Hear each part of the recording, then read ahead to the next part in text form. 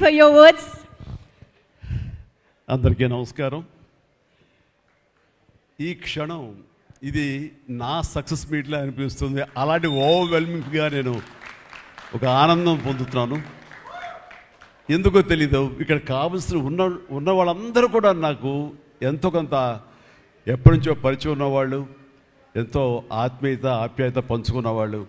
So వాళ్ళ ముఖంలో ఆనందం చూస్తుంటే కనుక ఇది నా ఆనందంలో అనిపిస్తుంది. ఈ సక్సెస్ మీట్ నా సక్సెస్ మీట్లా అనిపిస్తుంది. అండ్ ఇక్కడ గెస్ట్గా రాలేదు, మీలో ఒక పార్ట్గా, మీలో ఒక మీ ఆత్మీయుడిగా ఇక్కడికి వచ్చాను. అండ్ ఈ సినిమాకి ముందు నేను నాకు కలిసినప్పుడు ఎట్లా ఉంది, ఏంటి సినిమా మీది రాబోతుంది కదా అంటాను. డిఫరెంట్ క్యారెక్టర్ నేను అటెంప్ట్ చేశాను. And Dhanush is a lead character. అంటే అదే నాకు ఎట్లాగా ఒప్పుకున్నామంటే తెలియదండి. రెగ్యులర్గా ఈ హీరో క్యారెక్టర్స్ ఇలాంటివన్నీ చేస్తూ నాకు ఎక్కడో కొంచెం డిఫరెంట్గా చేయాలి, కొత్త హొరైజన్ గేట్లు ఓపెన్ చేయాలనిపిస్తుంది. ఈ సినిమా నాకు అలా ఉపయోగపడుతుందని అనిపిస్తుంది. అంటే దాని వాళ్ళ సినిమా చూశాను, అది 100% కరెక్ట్. తను కూడా అదే అక్నాలెడ్జ్ చేశాడు. ఈ సినిమా తర్వాత ఒక 40 ఏళ్ళు ఉంటాను, ఇందాక తను అన్నమాట వాస్తవం.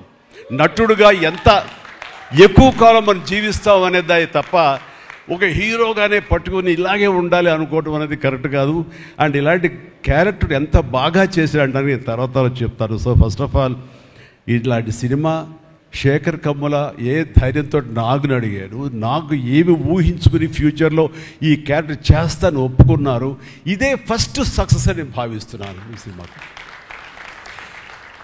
ఆ తర్వాత ఇంకా ఈ క్యారెక్టర్ ధనుష్ తప్ప ఇంకెవరిని ఊహించుకోలేము. ధనుష్ ఒక్కడే దీన్ని న్యాయం చేయగలడు.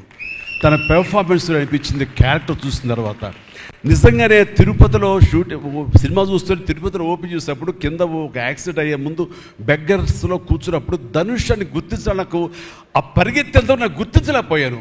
అంతగా క్యారెక్టర్లో యూ ఇన్వాల్వ్ సో మచ్. నీ గెటప్ కానీ అన్నీ కానీ సో అంటే అక్కడ తెలిసిపోతుంది తన డెడికేషన్ ఏమిటో ఆర్టిస్ట్ గారు అది. అండ్ ఈ సినిమా ఇది నేను ఒక ఎక్స్పీరియన్స్ తప్ప నాకు ఒక సినిమాగా నేను చూడలేదు, ఒక వాస్తవంగా జరుగుతున్నదిగా అనిపించింది నాకు. అండ్ శేఖర్ కమ్ముల డీటెయిల్డ్గా నేను మిగతా అందరి నుంచి మాట్లాడే ముందు అసలు నువ్వేమిటి, నీ ఆలోచన విధానం ఏమిటి అనేది ఇట్స్ ఎంటైర్లీ డిఫరెంట్.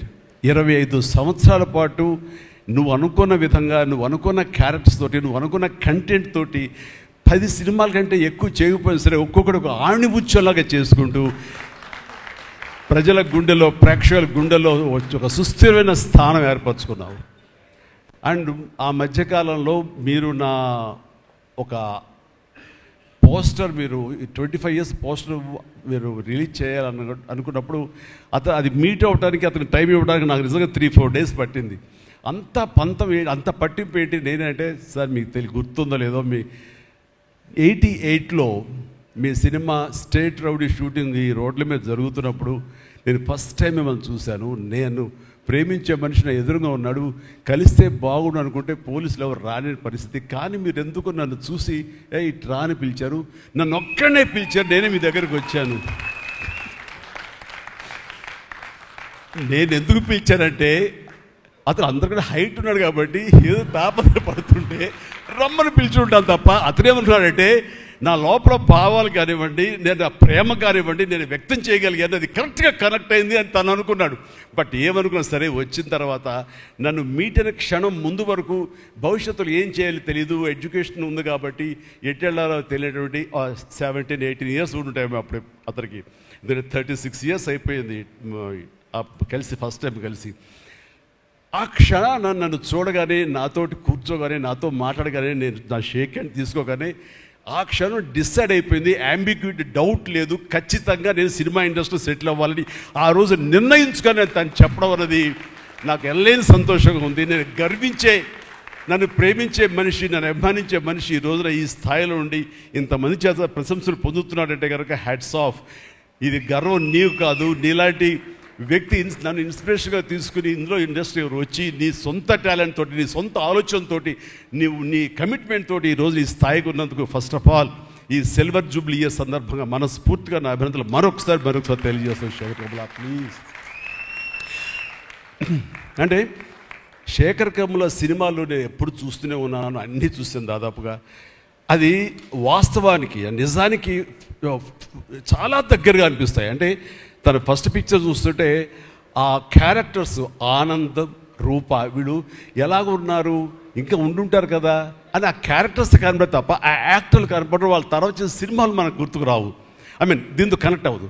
అలాగే ఫిదా, భానుమతి, వరుణ్, అలాగే ఈ ప్రతిమలో శ్రీరామ్, గోదావరిలో శ్రీరామ్, సీతా మహాలక్ష్మి, ఈ క్యారెక్టర్స్ కనబడతాయి. ఎందుకు చూడండి, ఈ సినిమాలో కూడా ప్రతి ఒక్కడు ధనుష్ని దేవా అంటున్నారు, నా ఫ్రెండ్ ఏమో దీపక్ అంటున్నారు తప్ప పేర్లు పెట్టి ఎవరు పిలవట్లేదు, గుర్తుంచుకోవట్లేదు. గబుక్కుని దేవాను వస్తుంది. నాకు అలాగే అనిపిస్తుంది ఇప్పుడు. అంటే క్యారెక్టర్ని అంతగా ప్రొజెక్ట్ చేస్తారు. ఇంతకంటే బెస్ట్ ఎగ్జాంపుల్ లేదు. ఎప్పుడో చూసి సినిమాలకి ఆ క్యారెక్టర్స్ పేరు, నా సినిమాలో నా క్యారెక్టర్స్ నాకు పేరు గుర్తుండవు నాకు. అలాంటిది తన సినిమాలో క్యారెక్టర్స్ ఇప్పటికీ గుర్తున్నాయి నాకు. రూప అనే పేరు ఎందుకు గుర్తుంది, అందులో తండ్రి పాత్ర మెంటల్గా రిటార్టెడ్ రూపాన్ని పిలుస్తాడు. ఆనంద్ అఫ్కోర్స్ హీరో పేరు, అది గుర్తుండిపోయింది. అట్లాగే వరుణ్ సినిమాలో ఫిదాలో భానుమతి సెపరేట్ కేజ్ అంటుంది కదా ఒక డైలాగ్, సెపరేట్ పీస్ ఏదో అంటుంది. అలాగే హైబ్రిడ్ పెళ్ళి అంటుంది. అలాగా తన క్యారెక్టర్స్ గుర్తుండిపోతాయి. అది తన గొప్పతనం. అవి వాస్తవికంగా ఎక్కడో ఇంకా ఉండుంటాయి, వాళ్ళు ఎక్కడో జీవించుంటారు అన్న ఫీలింగ్ ఇస్తుంది. అలాంటి రియల్గా అతని కాన్సెప్ట్ కానీ అది చెప్పాలంటే అదొక పిచ్చి. నేను అనుకున్నది తప్ప ఇంకో అలాగా కాదని. ఇందాక నాకు అన్నారు కదా, నేను మామూలుగా ఎప్పుడు వచ్చే విధంగా నడుచుకుంటూ వస్తుంటే నాకు అలా వద్దు ప్లీజ్, దయచేసి మీరు నా క్యారెక్టర్ నడవాలి. నీ క్యారెక్టర్ నడవాలంటే ఎలా నడవాలి తెలియదు నాకు. నాకు వచ్చిన నడకే ఇది అని చెప్పి ఇందాక ఇద్దరు అనుకుంటాం. నాకు తెలిసిన నడకే ఇది కాదండి, మీ హీరోలా నడుస్తున్నారు, స్టైలిష్గా నడుస్తున్నారు. నేను స్టైలా, నేను హీరోలాగనా అని అంటే కాదు అంటూ ఆ క్యారెక్టర్ చూస్తుంటే నాకు మీరు చాలా డిఫరెంట్గా కనపడ్డారు. నాకు రెగ్యులర్గా కనపడలేదు. మీకుండే ఆ కింగ్ నాగ్ అని కానీ ఆ గ్లామర్ మన్మధుడు యొక్క స్టైల్ ఒక చామ్ ఉంటుంది కదా, ఈ సినిమాలో అది కనపడకుండా జీవితంలో నలిగిపోయినటువంటి, మానసికంగా ఫిజికల్గా నలిగిపోయినటువంటి ఒక మనిషి కనబడుతున్నారు. అది మీ క్యారెక్టర్. ఏంటి ఇలాగుందేంటి నలిగిపోయినట్లుగా, బహుశా జైలు నుంచి బయటికి మళ్ళీ ఎప్పుడు వచ్చినప్పుడు మళ్ళీ ఫుల్ గ్లామర్లో కనపడతాడేమో సూటు గిట్ వేసుకుని. అంటే అప్పుడు కూడా భారంతోటో మానసికంగా ఆ ఒక దీనితోటో ఆ సంఘర్షణతోటో ముఖంలో ఆ హెవీనెస్ తోటో జీవితంలో ఏదో పోగొట్టుకుని ఏదో సాధించాలని ఏదో అనుకోవాలని ఏదో రకంగా అయిపోయినట్లా ఈ పరిస్థితుల్లో అన్న మీమాంసలో నలిగిపోతాం. ఆ నలిగిపోవడం అనేది ఫిజికల్గా and appearance wise performance wise చూపించగలిగాడంటే అది హెడ్స్ ఆఫ్ నాగ్. మీరు అన్నట్లుగా ఇది మీకు డిఫరెంట్, ఇంకో కోణం నుంచి మీకు హొరైజన్ మీకు ఓపెన్ అయ్యింది, ఇంకొక డోర్ ఓపెన్ అయ్యింది. తద్వారా బోల్డ్ అని ఫెంటాస్టిక్ క్యారెక్టర్స్ వస్తాయి. అండ్ మీరు అనుకున్నది ఉంటుంది, మీ లాంజివిటీ ఇంకా పెరుగుతుందని అనుకుంటున్నాను. మీ దోవలో నేను కూడా మీకు సమంగా నేను వచ్చేస్తాను నేను అనుకుంటున్నాను. అంటే ప్రతిసారి నాకు అన్ని విషయాల్లో కూడా నాకు సోర్స్ ఆఫ్ ఇన్స్పిరేషన్ అనిపిస్తుంది. అది హెల్త్ కానివ్వండి, కంపోజ్డ్ బిహేవియర్ కానివ్వండి, ఒక ట్రాంక్విల్ ఆలోచనలు కానివ్వండి, స్థితప్రజ్ఞత కానివ్వండి, ఏం జరిగినా సరే అటు నవ్వుకుంటూ సరదాగా ఉంటాం. ఇవన్నీ చూస్తుంటే నాకు ఎంత ప్రశాంతంగా ఉంటాడు, ఎంత మానసికంగా ఉంటుందని. సో అలాగా ఈ ప్రొఫెషనల్గా కూడా ఈ సినిమాతోటి తను వెళ్ళే దారిలో వై నాట్ నేను కూడా రేపు పొద్దున ఏదైనా అవసరం వచ్చి ఓటీటీలో ఏదైనా సినిమాలు చేయాల్సి వస్తే కనుక ఏం ప్లాన్ నార్సింగ్ నువ్వే గబున అన్నా కదా గబుకొని రెడీ అయ్యి వచ్చే రేపు పొద్దున ఇంటికి. సో ఓటీటీలో ఏదో సినిమాలు చేయాల్సి వచ్చినా సరే, వెబ్ ఫిల్మ్ చేయాల్సి వచ్చినా సరే, దానికి కూడా మనం సమాయత్తం అవ్వాలి. దానికి నాకు ఈ రోజున నాకు తీసుకున్న నిర్ణయం నాకు కూడా ఒక ఇన్స్పిరేషన్గా అనిపిస్తుంది. Sir well done. ఈ సినిమా ప్రతి ఒక్కరికి న్యాయం జరిగింది ఈ సినిమాలో. అండ్ నా డైలాగ్ నువ్వు అనేస్తావు నాకు ఇందాక, నేషనల్ క్రష్, నా క్రష్ కూడా. అందుకని నేను ఆ మాట అనను కానీ అనుకుంటాను అంతే, పైగా మాత్రం నేను అనను. సరే అమ్మా, ఫెంటాస్టిక్ అమ్మా నువ్వు. అండ్ ఇప్పుడు కదా తన ఫస్ట్ సినిమా హీరోయిన్గా వచ్చినప్పుడు ఆ సినిమాకి ఇలాగే నేను గెస్ట్గా వచ్చాను. ఆ రోజు నుంచి తన్ని అబ్జర్వ్ చేస్తుంటే నటనా పరంగా కానివ్వండి, తన ఇమేజ్ పరంగా కానివ్వండి, day by day film after film ఎక్కడికో వెళ్ళిపోయింది. ఇది నేషనల్ క్రష్ కాదు, ఇంటర్నేషనల్ క్రష్ అయిపోయింది అమ్మాయి. అండ్ గాడ్ బ్లెస్ యూ అమ్మా, నువ్వు ఎంత బాగా పెర్ఫామ్ చేస్తావంటే నేను చూస్తుంటే నీ కళ్ళు తప్ప ఇంకేమైనా అట్రాక్ట్ చేసుకోవు, కళ్ళు ఒకలా చూస్తుంటావు నేను. అండ్ ఆ కళ్ళతో ఏం పలికిస్తుంది ఎక్స్ప్రెషన్ అంటే ఇంకా అంత ఇంత కాదు. అండ్ ఈ సినిమాలో ఎంత నిడివి ఉంది, ఎంత లెంగ్త్ ఉంది క్యారెక్టర్ అనే దానికంటే ఎంత ఇంటెన్సిటీ ఉంది అంటే అందులో మాత్రం చూపించగలిగింది ప్రతిదీ. ముఖ్యంగా బిడ్డను హోల్డ్ చేసినప్పుడు అక్కడ ఒక కన్నతల్లిలాగా, ఒక అమాయకంగా ఒక ప్రియుణ్ణి మోసపోయినప్పుడు వాడి వల్ల ఎక్కేసినప్పుడు నాకు చూడాలి అందులో సౌందర్య వచ్చేసి అప్పారావు వస్తాడు ఇంకా అటు కోసం వెయిట్ చేస్తానంటే పిచ్చమొహం అన్నట్టు ఫీలింగ్ వచ్చింది. అంత అమాయకురాలాగా ఉంది. అది మళ్ళీ ఇందులో కనిపించింది నాకు, ఆ సౌందర్య కనిపించింది ఆ క్యారెక్టర్ చేయటంలో. You done fantastic job. ఆ తర్వాత సీరియస్నెస్గా పెంచుకుంటూ, ఆ తర్వాత దేవాకి సపోర్ట్గా ఉంటూ అండ్ దేవాన్ని ఓన్ చేసుకునే విధంలో మాత్రం నీ ట్రాన్స్ఫర్మేషన్ కానీ నీ characterization well design and well performed. Fantastic అమ్మా, ఫెంటాస్టిక్. అండ్ ఇంకా మిగతా క్యారెక్టర్స్ అందరూ అన్ని రకాలుగా అన్నీ బాగా చేసినా సరే నిజంగా చెప్తాను, హృదయానికి హత్తుకుపోయిన క్యారెక్టర్ ధనుష్. అంటే ఈ క్యారెక్టర్కి ధనుష్ తప్ప ఇంకెవరు లేరని, ఇంకెవరు చెయ్యలేరు. ష్యూర్ ఇంకొక హీరో లేడు. అంత పెర్ఫార్మ్ ఇచ్చి హీరో ఇమేజ్ ఉండి, స్టార్ ఇమేజ్ ఉండి, అన్ని రకాల కాంబినేషన్లో ఉండి చేసే మనిషి అంటే the one and only star in India is Dhanush. ధనుష్ని మైండ్లో పెట్టుకుని ఈ క్యారెక్టర్ డిజైన్ చేసావా శేఖర్? లేదు, నీ క్యారెక్టర్కి అతను అనుకోకుండా సరిపోయాడా అని అంటే నాకు లేదు. నువ్వు ధనుష్ని దృష్టిలో పెట్టుకుని ఈ క్యారెక్టర్ డిజైన్ చేసేవేమో అనుకో అనిపిస్తుంది నాకు. ఎందుకంటే ఈయన సపోజ్ నేను చేయలేని శేఖర్, ఐ వెరీ సారీ, நான் ரொம்ப பிஸியாக இருக்கேன், நான் பண்ண முடியாது అని சொன்னா என்ன பண்ணுவேని? ఎవరున్నారు చేయడానికి? నన్ను అడిగితే నా వల్ల కాదు, నాకు వద్దని బాబు ఈ కష్టాలు ఇవి నాకు ఇలా ఎవరు లేరు. అంత న్యాచురల్గా ఆ క్యారెక్టర్లో ఇమిడిపోయి ఆ క్యారెక్టర్ని అంత బాగా చూపించడం అనేది ధనుష్ తప్ప ఇంకెవరు లేరు. ధనుష్ నీకు బెస్ట్ యాక్టర్ అని చాలా మామూలు అయిపోయింది. మాకు ఎప్పుడైనా వస్తే వావ్ నాకు వచ్చిందో నేషనల్ బెస్ట్ యాక్టర్ అనుకోవాలి తప్ప నేను. బట్ నీకు ఇది మామూలు అయిపోయింది. మళ్ళీ ముందస్తుగా నీకు అడ్వాన్స్గా చెప్పేస్తున్నాను, నీకు కంగ్రాట్స్. నీకు బెస్ట్ యాక్టర్ అనేది ఖచ్చితంగా రావాలి. లేకపోతే నీకు నేషనల్ అవార్డ్స్కి అనేదానికి మళ్ళీ అర్థం లేదు. బట్ అది నీకు ఇది మామూలే, కానీ నీకు ఈ సినిమాకి వస్తే కనుక ఇందులో ప్రతి ఒక్కరికి ఇది గర్వకారణం. అది definite you will win. Fantastic. ఇక ప్రొడ్యూసర్స్గా మన సునీల్ ఉన్నాడు. సునీల్, భారత్ వీళ్ళిద్దరికంటే కూడా వాళ్ళ నాన్నగారు నాకు అత్యంతమైనటువంటి గౌరవనీయులు. అంత పెద్ద మనిషి ఆయన, అంత నిక్కార్సైన మనిషి. ఈ సినిమా బిజినెస్లో అంత ఆనెస్ట్తో ఉండే మనుషులు ఎవ్వరు లేరు నాకు తెలిసి. నాగార్జున ఎవరి కాళ్ళకి దండం పెట్టడు, ఒక్క మీ నాన్నగారికి తప్ప. ఆయన నాకు అంతే ఇష్టం, నేను ఆయనకి అలాగే ప్రణామం చేస్తాను. అంతటి ఇది ఆయనకు పుట్టిన బిడ్డలుగా ఆయన గౌరవాన్ని కాపాడుతూ ఆయన లెగసీని కంటిన్యూ చేస్తూ మీరిద్దరు ముందుకు వెళ్ళటం, మీరే కాకుండా థర్డ్ జనరేషన్ జాన్వి కూడా అదే దాంట్లో వెళ్ళటం అనేది జరుగుతుంది. మొన్న ఒక మాట అన్నావు, చెప్పచ్చు కదా? చెప్పనా? ఓకే సార్, మళ్ళీ మాకు సినిమా చేయాలి సార్ మీరు. వద్దులేవా, మీరు అది రకరకాలు చేసుకుంటున్నారు కదా మళ్ళీ ఎందుకు అని. సార్ మా నాన్నగారు మీ సినిమాలో డిస్ట్రిబ్యూట్ చేసి మేము బాగా డబ్బులు గడించాం సార్ అప్పుడు నైజాంలో. మీరు అప్పుడు నైజాంలో మీ సినిమాలు అంటే నైజాం కింగ్ అనుకునేవాళ్ళం మేము. ఆ తర్వాత మేము కొంచెం ప్రయత్నం చేసాం సార్, మాకు బాగా డబ్బులు వచ్చింది సార్, కానీ అల్లు అరవింద్ గారు ఇక్కడ పెట్టేసరికి మాకు అవకాశం లేకుండా పోయింది. ఏమనట్లే ఇప్పుడు అది అది అది కట్ చేసేస్తాలే ఆ ముక్క, లేదు అది ఎడిటింగ్లో తీసేస్తాలే. అంటే సికింద్రాబాద్లో గీతార్స్ పెట్టారు కదా, అందుకే మీకు సినిమాలు రాకుండా పోయి సరే పక్కన పెట్టేద్దాం. ఆ తర్వాత మీ థర్డ్ జనరేషన్ జాహ్నవి సినిమా తీసి ప్రొడ్యూసర్గా అమ్మాయి రావాలనుకుంటుంది అనుకున్నప్పుడు I wish all the best for her. ఎప్పుడు కలుస్తాను అన్నాను. అదేదో మీరు ఇస్తే మీతోటి అమ్మాయి అడిగిన 3 జనరేషన్స్లో మా ఫ్యామిలీతోటి మంచి సంబంధం ఉన్నట్లు అవుతుంది అన్నారు. పాప మీ నాన్న అడిగారు, ఇంటికి వచ్చి చెప్పారు లేదో నాకు తెలియదు, but we are doing.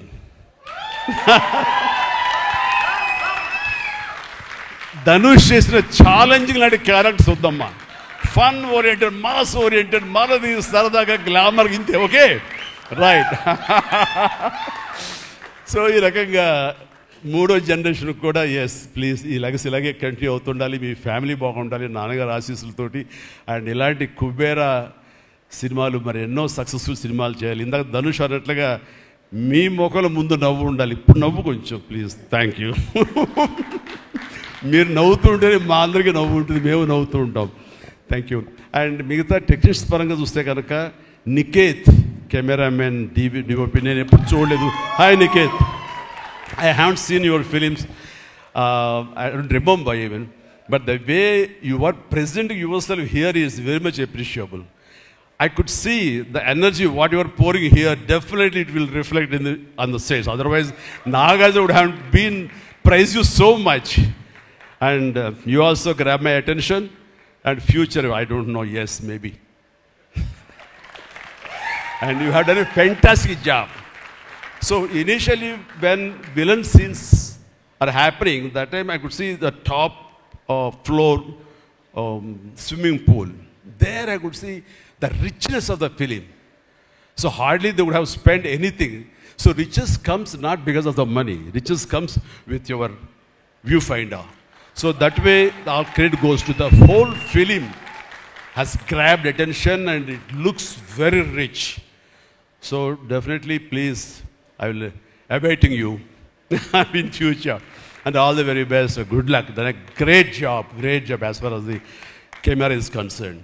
And then మా యోగేశ్వరుడు మా పెద్ద అనుకోండి పాపం లేని వయసు వద్దు సార్ కూర్చోండి సార్ మీరు please sit down take your seat కూర్చో సార్ మీరు లెగదు సార్ మమ్మల్ని ఇబ్బందిగా ఉంటుంది ఇద్దరం చాలా నువ్వు అనుకుని మాట్లాడే పరిచయం మాకు శుభలేఖ సినిమా నుంచి 1980 నుంచి వీఆర్ వర్కింగ్ టుగెదర్ ఈ మధ్యకాలం వరకు కూడా ఎప్పుడైనా సెట్కి వస్తాడు రాగానే సినిమా అడుగుతాడేమో నెక్స్ట్ సినిమా ఏం చేద్దాం అడుగుతాడంటే బాబాయ్ ఈసారి మీ ఇంటి నుంచి నాకు ఆవకాయ పచ్చడి రాలా అంటాడు mango pickle as for mango pickle from my house so ఈసారి పంపించాను బాబు వస్తుంది శుభం ఫెంటాస్టిక్ నువ్వు ఈ వయసులో కూడా ఇంత బాగా పనిచేస్తున్నావు ఇంత కష్టపడుతున్నావు అంటే కనుక అవసరమా అనిపిస్తుంది రిటైర్ అవ్వచ్చు కదా హ్యాపీగా రెస్ట్ తీసుకోవచ్చు కదా అని కానీ మన సోల్స్ అవే రిటైర్మెంట్ అది తీసుకోలేము కష్టపడి పనిచేయటంలోనే మనకు ఆనందం ఉంటుంది కష్టపడి పనిచేయటంలోనే ఈ ఇష్టమైన పురుషుల్లో మనం ఉంటాం